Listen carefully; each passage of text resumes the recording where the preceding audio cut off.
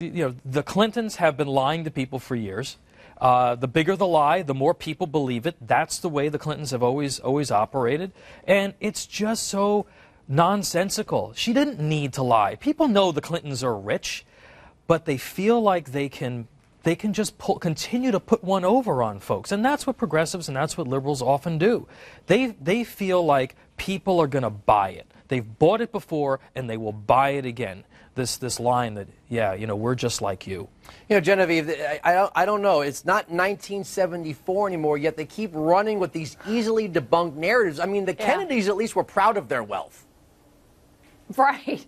Well, I mean, look, I think the Clintons and others like them, you can't constantly play the kind of economic warfare that they try to do to divide rich from poor and middle class. I mean, that's what all their policies about. They're always talking about how terrible the wealthy are, how they don't do enough, they should be paying more. So it's hard to go out on the political stump and make those charges and then to come to find out, oh, I'm one of them. I'm one of those people that I've been yelling about. The fact is, I think, Tom's right. Most people know the Clintons are not normal in a lot of ways. Not only do they have a lot of money, they also are really famous. They've had a lot of really important jobs that most people haven't had in their life.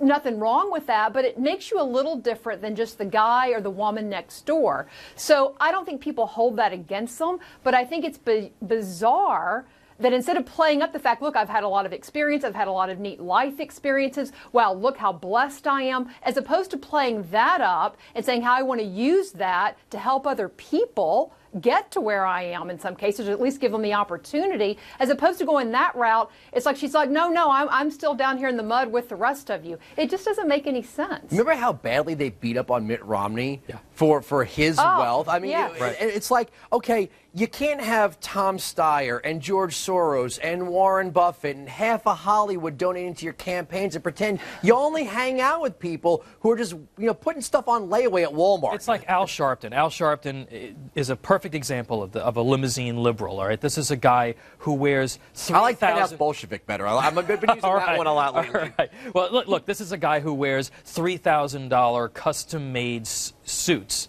and yet he claims that he knows what's going on in Harlem and the South Bronx with gangs and these families that are trapped in cycles of dependency and have no hope for pulling themselves out because there's no opportunity. Genevieve, why is it that Republicans are very bad at countering this message? Because every Democrat, there's no poor people in Congress. They all know how to make money by investing in companies they know that have interests with government. They all do it. How is it that Republicans, for some reason, cannot counter that message by pointing out, I don't know, the obvious?